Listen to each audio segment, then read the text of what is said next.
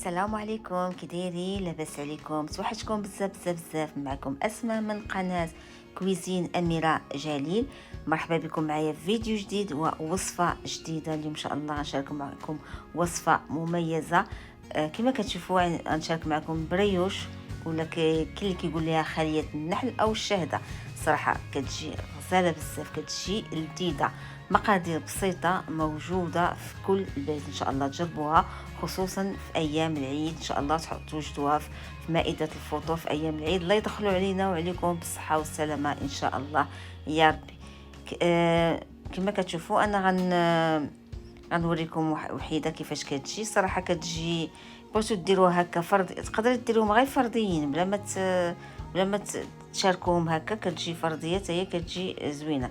كما كتشوفوا الطياب طيبه مزيان، كتجي قطنيه، كتجي خفيفه بزاف. نتوما كما كتشوفوا الصوره توضح ذلك. صراحه غير جربوها ان شاء الله. انا ما نشكرش لكم حتى تجربوها وتردوا علينا في التعاليق ديالكم. انا نوريكم حيده من الكبيره حتى هي راه نفس العجينه، غير شاطت ليا ودرت هكا وحيده صغيره. كما كتشوفوا هي كتجي قطنيه. كما كتشوفوا الطياب كيجي موحد، كتجي تاخذ لون واحد. صراحه كتجي ديال تحمير الوجه. هانتوما كتجي على شكل، كتجي زوينه. غزالات ما تنساوناش باللايك والاشتراك وتفعيل الجرس لتعم الفائده على الجميع. نمروا بطريقه التحضير مجموعين ان شاء الله. بالنسبه للمقادير عندي هنا جوج بيضات صغار. اذا كان عندكم بيض كبير تكتفوا فقط بيضه واحده درجه حراره المطبخ. هنا عندي نص كاس ديال الزيت، نص كاس سنيده، جوج كيسان حليب دافئ. الا ما كانش عندكم يمكنكم تستعوضوا بالحليب المجفف. هنا غنستعملوا معلقه كبيره خميره الحبيبات. الا عندكم المعجونه تقدروا ديروها على حسب الجو. هنا غناخذوا معلقه كبيره ديال الزبده بومبي، جوج ساشيات تاع فاني، وعندي خميره الحلويات فيها 7 غرام. هنا عندي الملح والدقيق على حسب الحاجه. يلا نمروا طريقه التحضير. اول حاجه غنبداو بها هي غنبداو بالحليب الاول. جوج كؤوس مملوئين ديال الحليب دافيين، القياس بكاس العنبه. هنا نص كاس سكر سنيده، كما قلت لكم معلقه كبيره ديال الخميره ديال الحلويات ديال الحبيبات. الا كان الجو ساخن ديروا غير معلقه كبيره، الا كان الجو بارد نديروا جوج معالق مملوءه جيدا. غندير غير معلقه واحده كما كتشوفوا مملوءه جيدا تقريبا. صافي انا هنا غنخلط هاد المكونات مزيان. صافي نخلطها مزيان وغنغطيها بالسلوفان ونخليها تفاعل. هاد المكونات تفاعل ليا واحد 10 دقائق، ومن بعد نمروا باش نضيفوا باقي المكونات.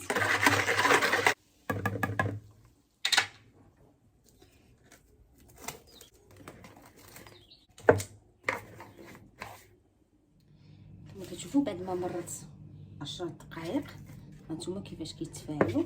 غنحرك مزيان مع هاد المكونات الاولى كما كتشوفوا حركه مزيان على الشكل هذا. هنا غنبدا نضيف اول حاجه غنضيف جوج بيضات كما كتشوفوها هما. غنضربهم شويه باش يجيو ساهلين. صافي وغندير جوج بيضات هنايا. غنحرك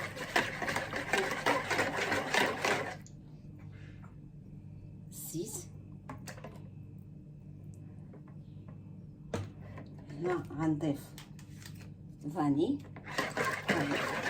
ديما اي مكون كتضيفوه كتحركوه.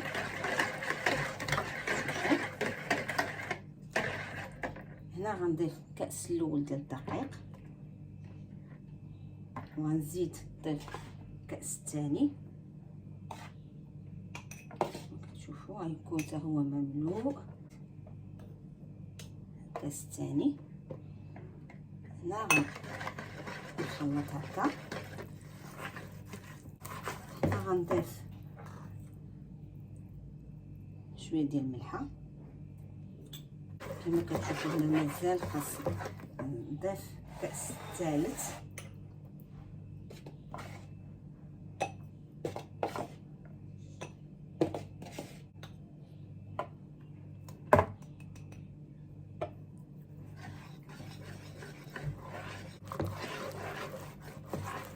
الكأس الرابع.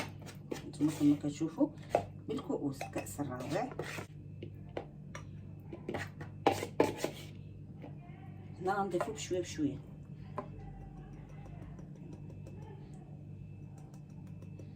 صافي وغنخلط. من بعد غنخلط غير بيدي نحس بها غنبدا تجمع. نزيد الكأس الرابع.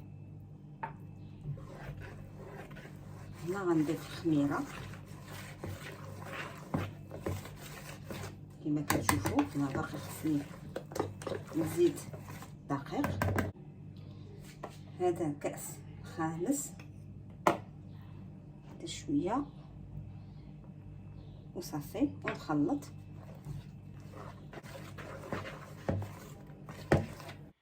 هنا غنضيف الكأس الخامس البقيه ديالو، وغنضيف خميره الحلويات من فئه 7 غرام، وغنجمع العجين.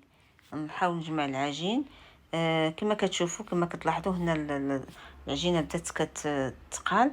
انا غنحيد الطراب وغنكمل العجينه بيدي كما كتشوفوا بدات تقال. غنضيف هذا الكأس السادس، غنضيفها بشويه بشويه. وانا كنجمع في العجينه كتشوفوا. غنزيد مازال حين غنزيدو غير بشويه بشويه.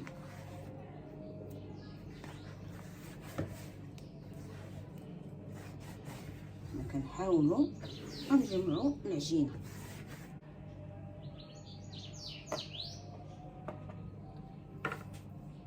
كتشوفوا هنا عمرت الكأس السابع. دابا شوف بشويه بشويه. هنا عينا ميزان. هنا نكمل الكأس السابع.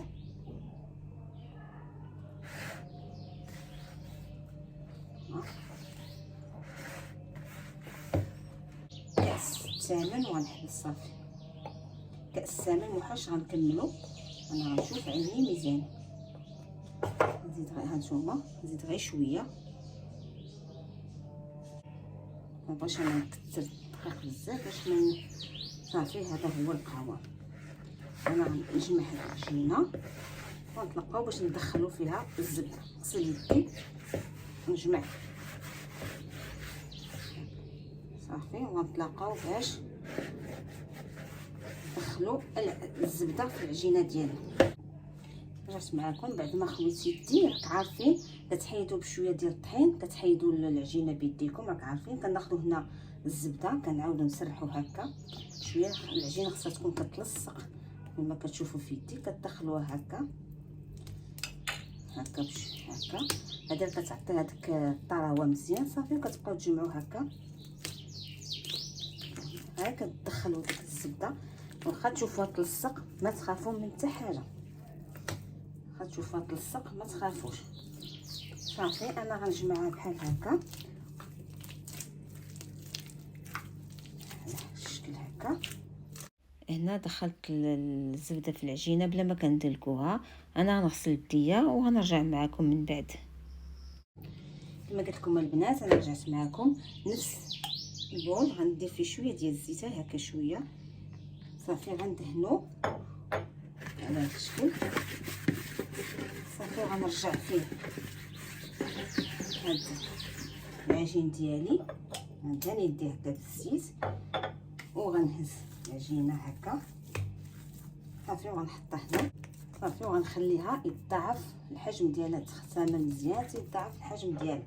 هنا غندهن هكا هكا غير السطح ديالها باش ما يتلاصقش مع السلوفان صافي. وغنخليها تخمر مزيان تيتضاعف الحجم ديالها. يلا الناس رجعت معكم بعد ما خمرت ليا العجينه كما كتشوفوا هانتوما صافي. كنبدا نشكل كويرات وعلى حسب الحجم اللي بغيتو. بغيتوها صغيره ديروها صغيره، بغيتوها كبيره ديروها كبيره اللي بغيتو. هنا عندي المول دهنتو هنا الجوانب دهنتو بالزبده وفرشت ليه بابي كويسون صافي. وغنبدا نشكلو. هنا عندي واحد قطيره ديال الزيت الا احتاجيتها صافي. كنبقى هكا نجمع هي هكا نجمع العجينه بحال هكا صافي. وغنبدا كما كتشوفوا نحط هنا سطح العمل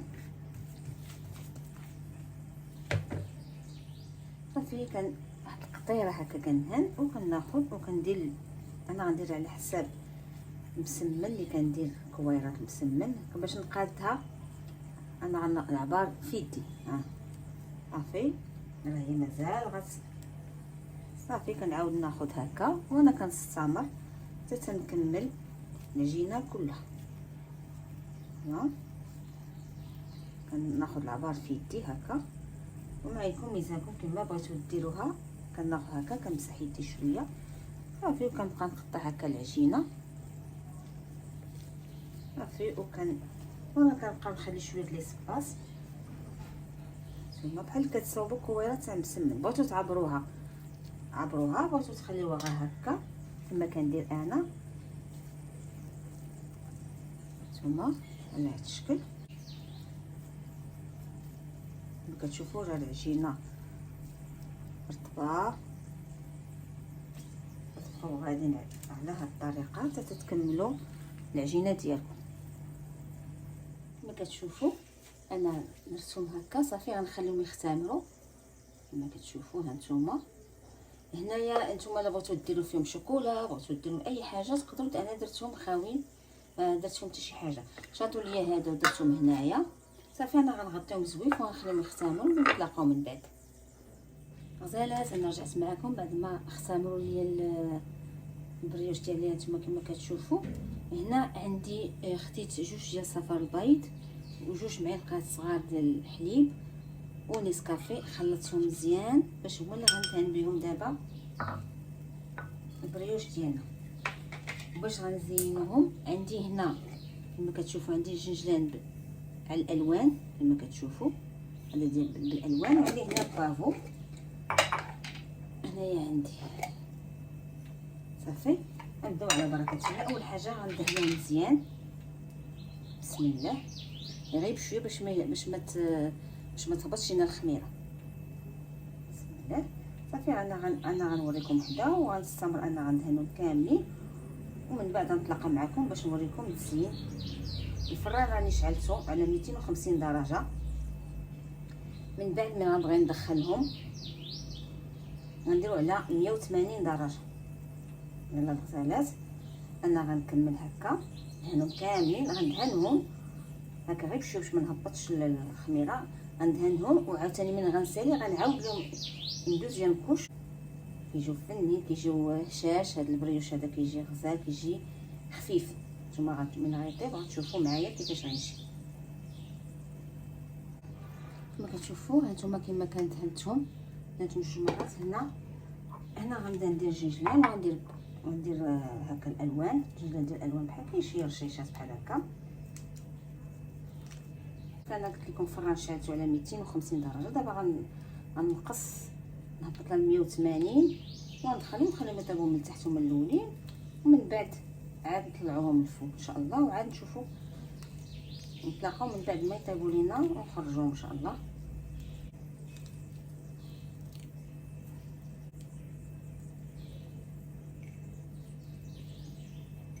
هنايا هادو درتهم صافي. انا غندخلهم في الفران وملي يطيبوا نتلاقاو. نتوما بعد ما طابوا خرجناهم كيجيو محمرين على هذا الشكل. هانتوما انا هنا ما حدهم هما سخان.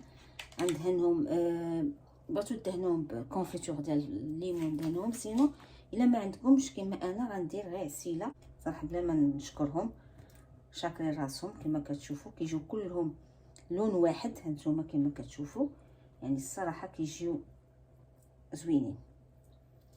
انا هكا غندهنهم كاملين على الشكل هكا. وحنا ديجا ما دايرينش فيهم حلاوه، دايرين فيهم غير نص كاس السكر سنيده، ما دايرينش السكر بزاف. ان شاء الله تجربوهم وتحطوهم في مائده الفطور ديال العيد الكبير ان شاء الله. هنا من بعد كناخذ هاد الجنجلان وكنعاود نرش رشه اخيره مع داك هذا كتشد فيهم داك هاد الجنجلان، كتعطي كتزيد يعطيهم واحد الجماليه اكثر فاكثر. هذا هو الشكل ديالو. هنا انا غطيتهم بواحد الزويف على ما يرجع عليهم داك الصهد ديالو. من بعد عاد نمروا التقديم النهائي، واحد 2 دقائق رجع داك السخونيه ديالهم ترجع عليهم ونمروا التقديم النهائي. هذا هو الشكل النهائي ديال الوصفه ديال هذا النهار، وصفه البريوش ما شاء الله. شوفوا كيفاش كيجي بحجم عائلي، كيجي خفيف وكيجي لذيذ بزاف صراحه. جربوا ان شاء الله، خاصه في ايام العيد في مائده الفطور ان شاء الله يدخلوا علينا وعليكم بالصحه والسلامه يا ربي. شكرا لكم بزاف على التعاليق ديالكم الزوينه اللي كتحفزنا دائما نعطيكم اكثر فاكثر. شكرا بزاف على اللايكات وعلى الاشتراك وعلى اي حاجه درتوها، شكرا لكم بزاف. ان شاء الله انتظرونا في وصفات جديده، ودمتم في رعايه الله، ومع السلامه الى فيديو قادم ان شاء الله، بالصحه والراحه.